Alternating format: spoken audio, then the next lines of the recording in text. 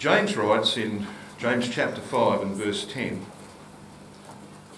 "Take, my brethren, the prophets, who have spoken in the name of the Lord, for an example of suffering, affliction, and of patience. Behold, we count them happy which endure." Very few prophets had to go through what Hosea, the prophet, was asked to do on behalf of his God.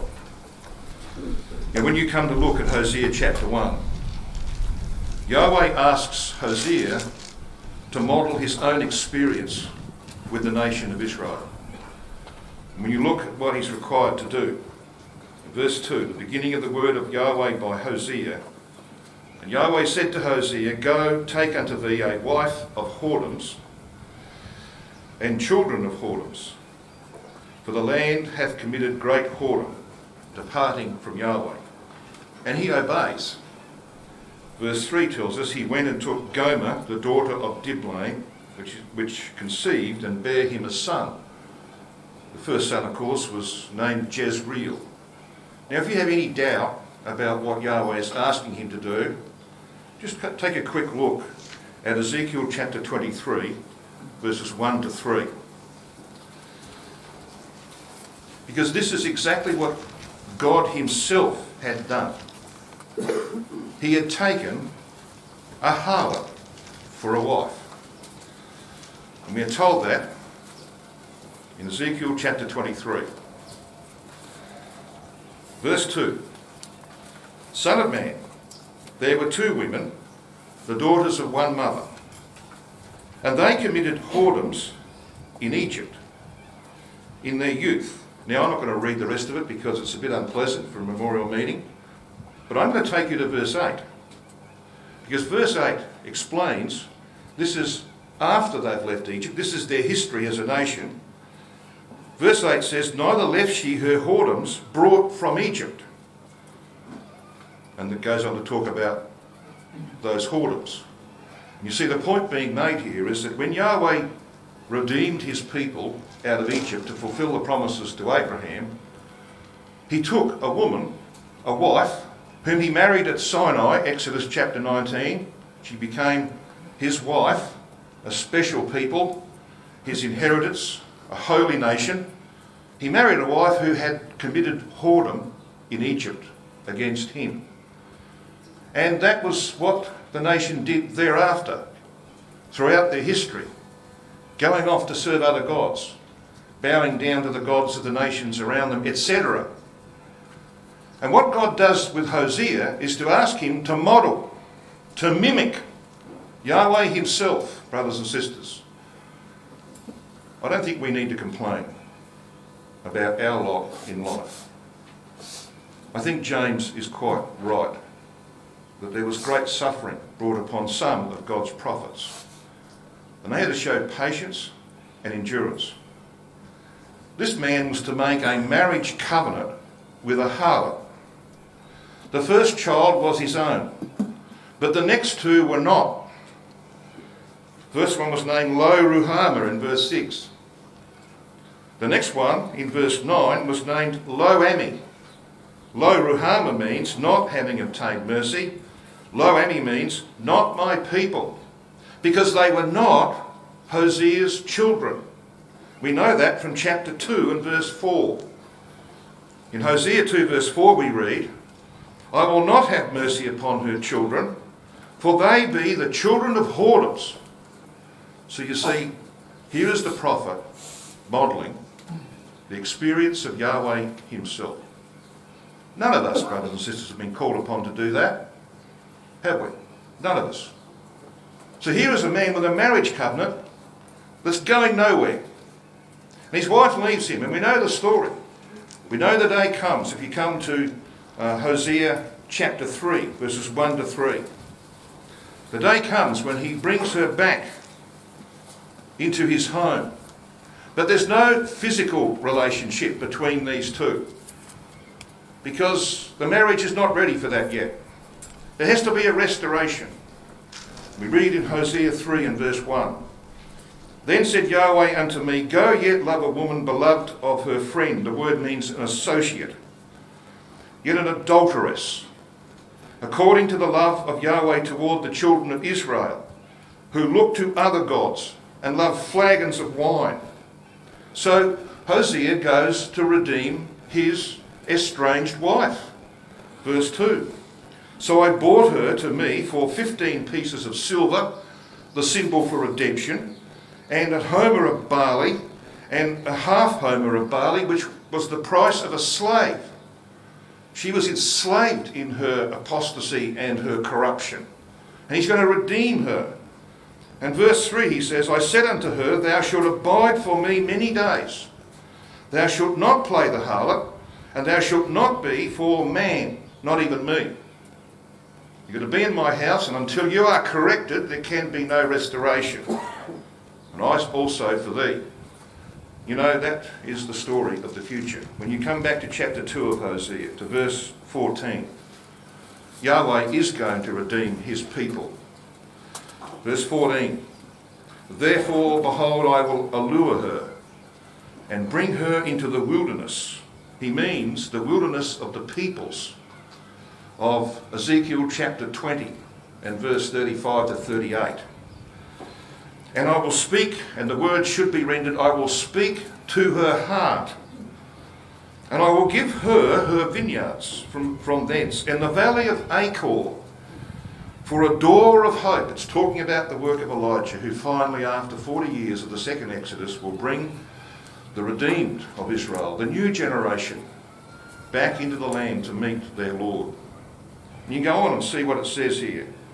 In verse 16, it shall be at that day, saith Yahweh, that thou shalt call me Ishai. And your margin might tell you the meaning of that word. My husband. Yes, brothers and sisters, a restoration of the marriage covenant. Yahweh's going to get his wife back. What a marvellous thing that is. And you'll no longer call me Bailey. That is, you don't even know who I am. You think I'm one of the multitude of the gods of the world. You're going to come back and call me my husband. What a glorious prospect that will be. Then look at verse 18. And in that day will I make a covenant for them with the beasts of the field, etc. So we're back, of course, in the subject of covenants. The restoration of the marriage covenant of Yahweh to his wife Israel. We'll go and have a look in a moment at how the book of Hosea is full of this matter of covenants. But firstly, I want to just relate it to Gibeah. Because you know our mantra, our formula, think Gibeah, think covenants, vows, oaths and promises. That's what we learned, didn't we, from Judges chapters 19 to 21. And that is all through the book of Hosea. Let me just show you the places where Gibeah occurs. Come to chapter 5 and verse 8 of Hosea. Now this one relates to Isaiah chapter 10 and verse 29. And those of you who were with us when we considered Isaiah 10 the other day, the stations of Gog's invasion of the land based upon the ancient Assyrian invasion of the land in the days of Hezekiah, will know that we saw Gibeah of Saul mentioned in Isaiah 10 and verse 29. This is the companion verse because Isaiah and Hosea are contemporary prophets. They were prophesying at the same time. Hosea more to the north, Isaiah obviously more to the southern kingdom. Hosea 5 verse 8 says this, blow ye the shofar, as the word is, in Gibeah, and the silver trumpet, because that's what that Hebrew word refers to, the silver trumpet, the trumpet of redemption, so to speak, in Ramah, the home of Samuel. Cry aloud at Beth Aven. Now Beth Aven, as we saw from chapter 10, is actually Bethel. We'll come to that a little later on. The place where the first great idolatry in the age of the kings occurred, when of course Jeroboam I set up his two golden calves, one in Bethel and one in Dan. So what we have here in Hosea 5 verse 8, which is mentioned as a station of the invader of the land, who has already swallowed up Israel and is now in Benjamin on his way to Judah. So Gibeah comes to the fore. Have a look at chapter 9, verse 9 of Hosea.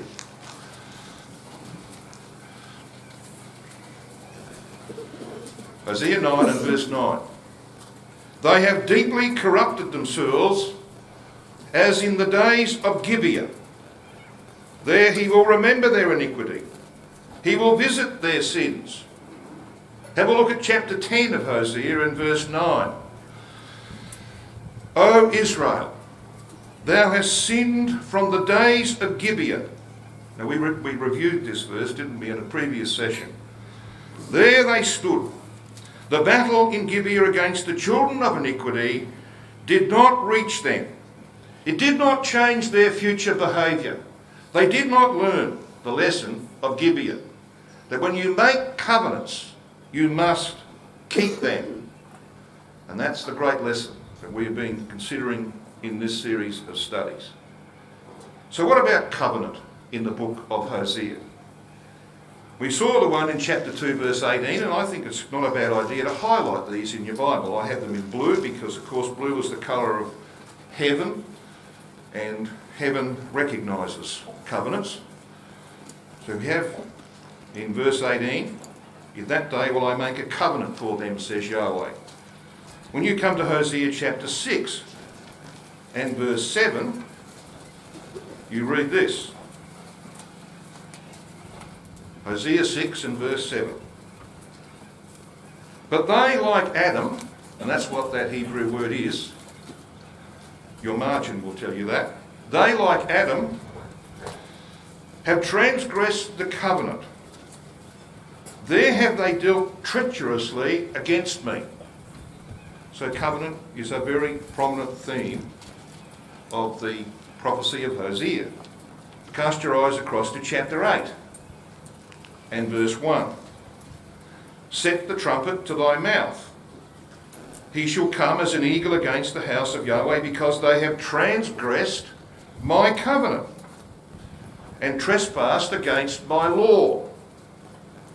Have a look at chapter 10 of Hosea and verse 4.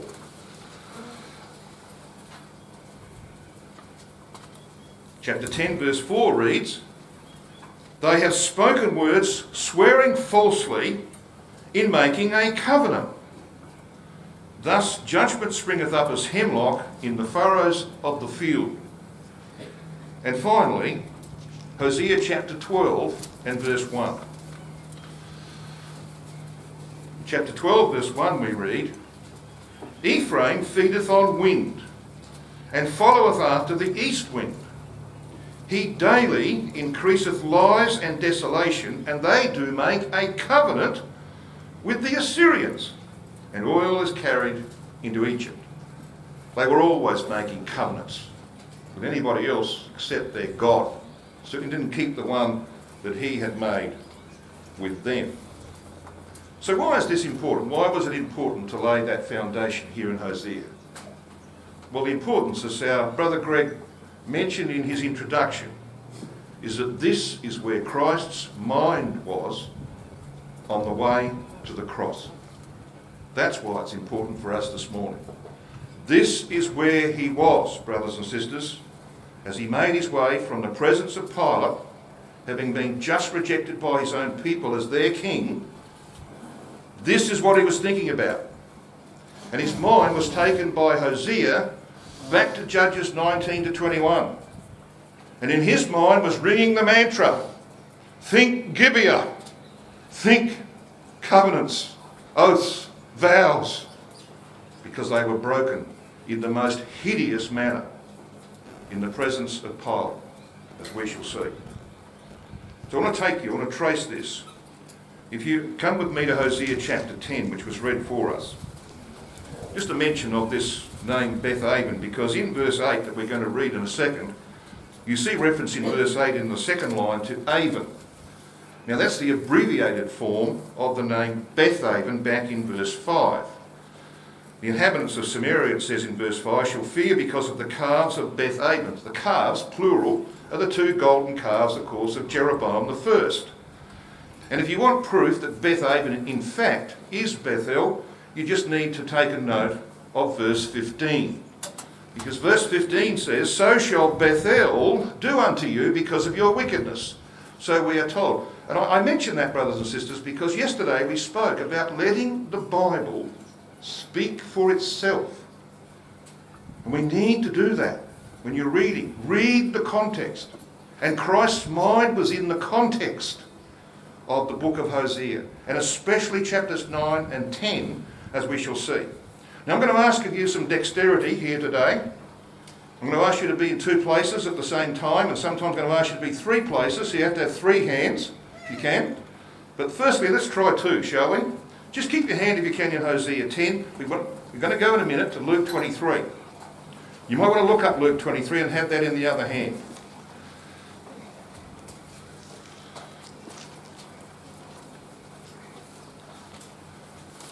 So we have Hosea 10 and Luke 23 open.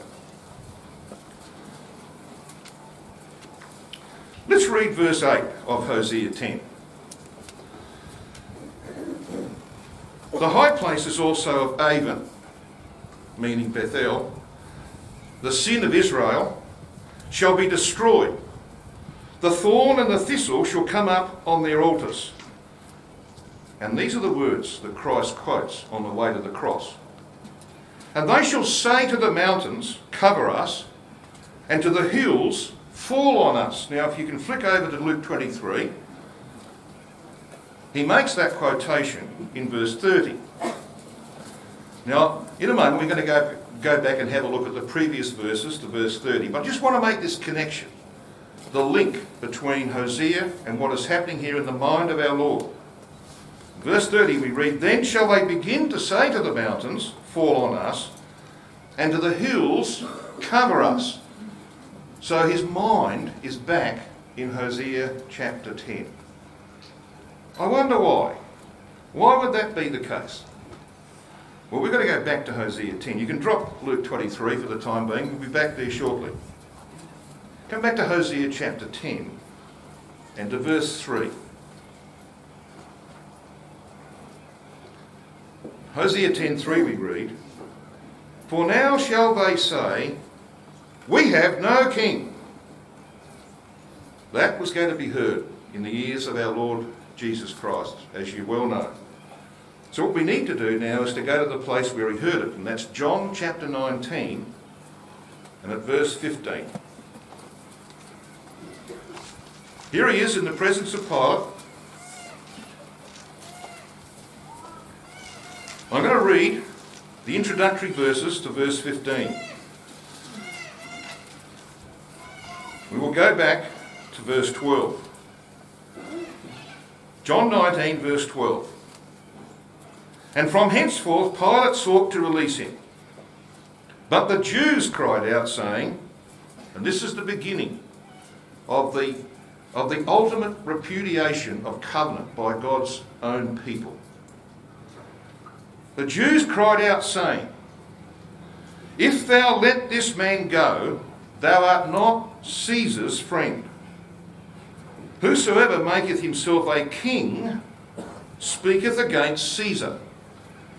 When Pilate, therefore, heard that saying, he brought Jesus forth, and sat down in the judgment seat in a place that is called the Pavement, but in the Hebrew, Gibeah.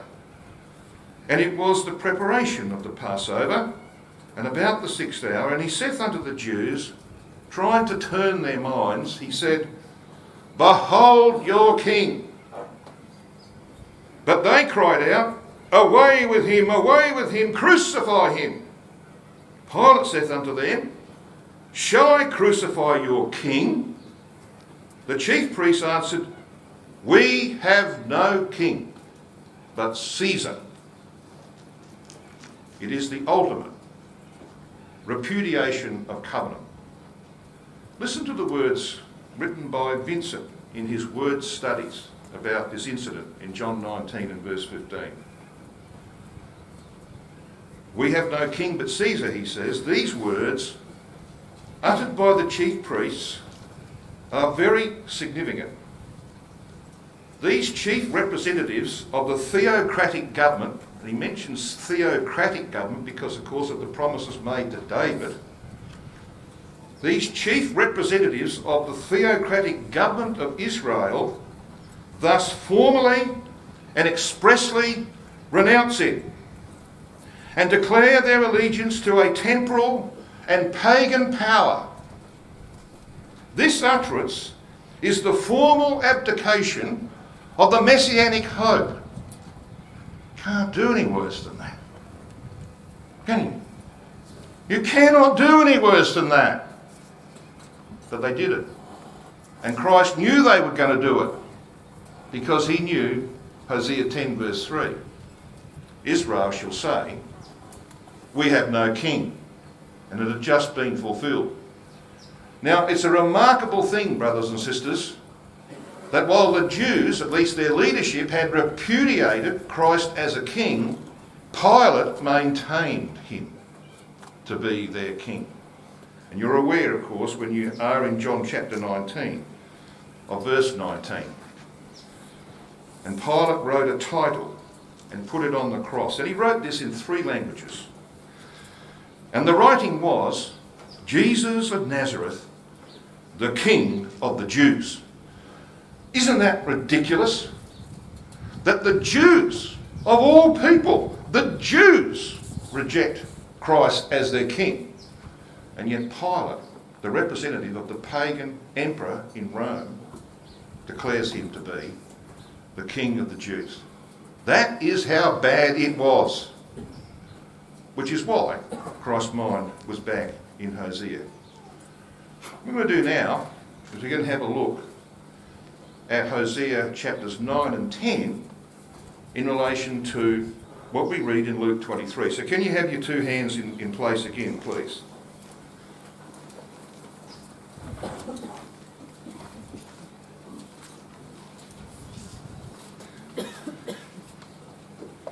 Let's pick this up.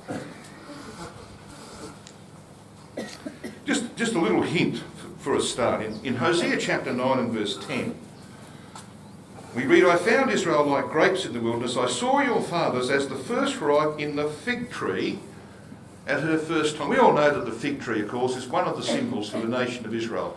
And in Luke chapter 13, verses 6 and 7, our Lord Jesus Christ takes up a parable. And in that parable he mentions a fig tree planted in his vineyard. So we know there's this connection about the nation of Israel there. Then have a look with me at verse 12 of Hosea 9. Though they bring up their children, yet will I bereave them, that there shall not be a man left, yea, woe also to them when I depart from them. I'm going to read on because it's all about losing their children. Ephraim, as I saw Tyrus, is planted in a pleasant place, but Ephraim shall bring forth his children to the murderer. Give them, O Yahweh, what wilt thou give? Give them a miscarrying womb and dry breasts.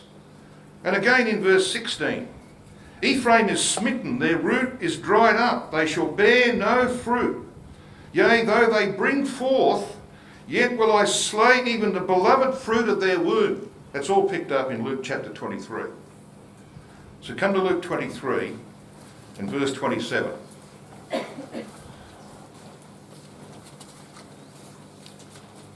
Luke 23 verse 27. And there followed him a great company of people and of women, which also bewailed and lamented him. But Jesus, now imagine this, just get a picture in your mind, brothers and sisters, of what is happening here. You've got this man who's been brutalised.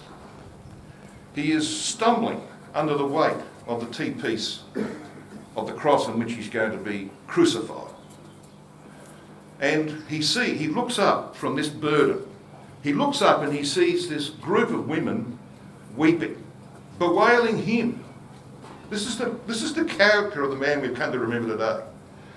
I don't know where my mind would have been. I don't think I'd be thinking about them. And I don't think I'd be thinking about Hosea, really. But he was. And we read this in verse 28. But Jesus turning unto them said, Daughters of Jerusalem, weep not for me, but weep for yourselves and for your children. For behold, the days are coming in the which they shall say, Blessed are the barren, and the wombs that never bear, and the paps which never gave suck. He's drawing that from Hosea chapter 9. What wilt thou give them? Miscarrying womb, dry breast, etc. They're not going to have any children. They're going to be taken away. And of course, 40 years later, when the Romans came down, that's exactly what happened. But he's also got his mind on verse 16 of Hosea chapter 9. Have a look at Luke 23 and verse 31. Having just quoted from Hosea 10 verse 8, in verse 30, this is what he says in verse 31. For if they do these things in a green tree, what shall be done in the dry? Remember the words of Hosea 9 and verse 16. Ephraim is smitten. Their root is dried up. They shall bear no fruit. That's where his mind is, brothers and sisters. What a marvel he was, this man. That he could be thinking about other people, warning them that the day was coming when they would go through a far worse misery, when their children were taken from them, brutalised by the Romans. And here he is on the way to the cross, having just been rejected, with those words ringing in his ears, "We have no king but Caesar." And in his mind, he's back in Hosea. Israel shall say, "We have no king." And because his mind is in Hosea, he, of course, has his mind back in Judges chapter 19 to 21. There is the link. This is the powerful story, brothers and sisters, of why Judges 19 to 21 is so important in the scheme of things, and why Gibeah is so important to you and me. Because we're going to be covenant keepers, aren't we? That's why we're here today. We are determined to be covenant keepers. We're going to keep the covenant that we made with our God at baptism, and we're going to memorialise that again today. By taking of bread and wine, as our brother said in his introduction, we enter in once more to the sufferings of Christ, which is why before I take the bread into my mouth, brothers and sisters, I always wait until I get a shiver down my spine, creating in my mind the picture of this man being walked up to the hill of Golgotha, laid on a piece of wood, and the hammer, I can hear the hammer blows, a hammer punching in the nails into hand and feet. I get a shiver. I want to be there. I want to remember the price that was paid. I want to remember what God says needs to be done to the nature that he bore in common with us. That's how you deal with it. Crucifying it with its affections and lusts. We will relive the sacrifice of Christ and get up and go away as though we're going to live a newness of life. That's why we're here, brothers and sisters. And this man had his mind on covenants as he made his way to the cross. You know, he was very grieved, obviously very grieved, but not surprised by his complete rejection by the leaders of Israel. And as his mind goes back to the days of Gibeah, when Israel, having not dealt with the brazen manifestations of the idolatry of Micah that was adopted by the tribe of Dan, at least those who went to the north, and when Israel came down to deal with the problem of Gibeah, they completely ignored Yahweh's covenant that had been broken by the Danites. I'd like to talk, brothers and sisters, now about God's character and then lead us to the conclusion of this matter.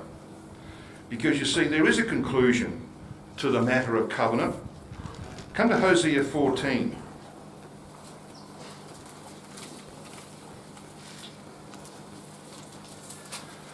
And I just remind you, as we come to Hosea 14, the last chapter in this prophecy, of the words that we read the other day out of chapter 13 and verse 10.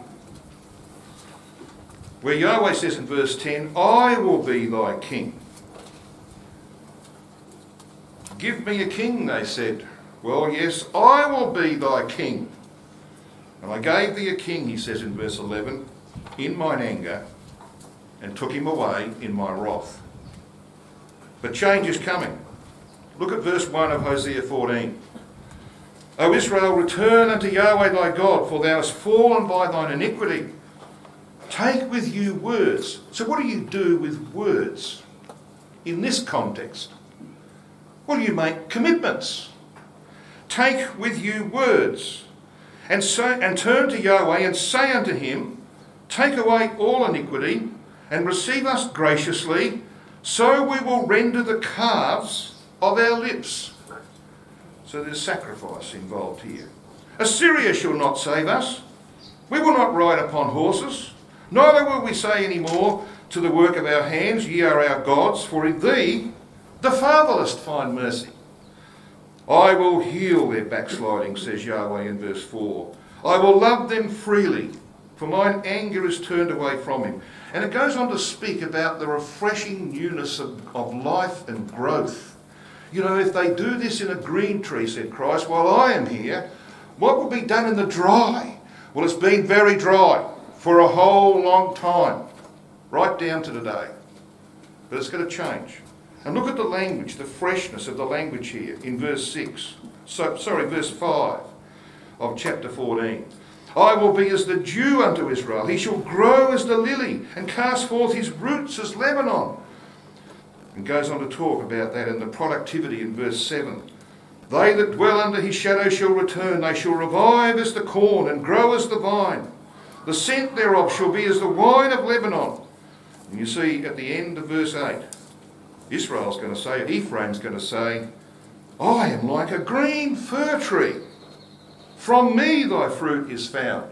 So it's going to change, isn't it? From chapter 9, verse 16, where it says Ephraim is smitten, their root is dried up. It's going to change, brothers and sisters, in the work that God will do, firstly with Christ in the land, and then, of course, with Elijah in the second exodus of Israel. And that's because he will be faithful to his covenants. Let me just read out a few verses to you in relation to God's faithfulness, and then look at men in contrast. Daniel 9 verse 4 says, O Lord, the great and dreadful God, keeping covenant and mercy to them that love him, and to them that keep his commandments. Nehemiah 9:32, and the great prayer of Israel, probably composed by Ezra the priest. Now therefore our God, the great, the mighty, and the terrible God, who keepest covenant and mercy. In Psalm 89 verse 34 we read, My covenant will I not break, nor alter the thing that is gone out of my lips. That's the character of our God. But what about men? I want you to come to Ezekiel.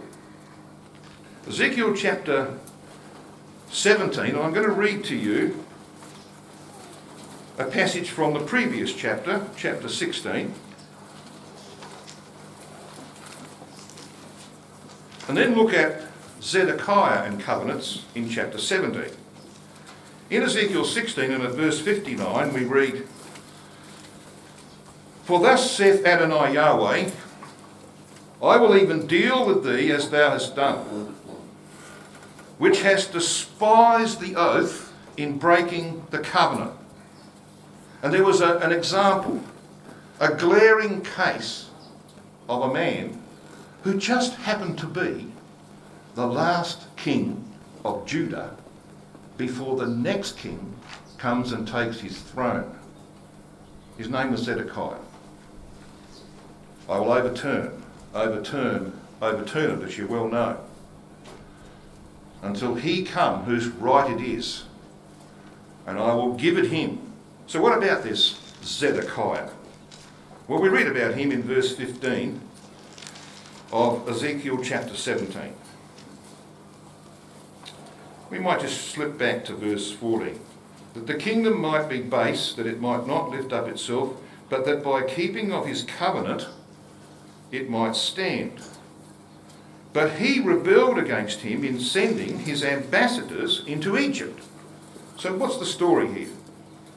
Well, the story is that Zedekiah had extended his hand to the king of Babylon, to Nebuchadnezzar. You read of that.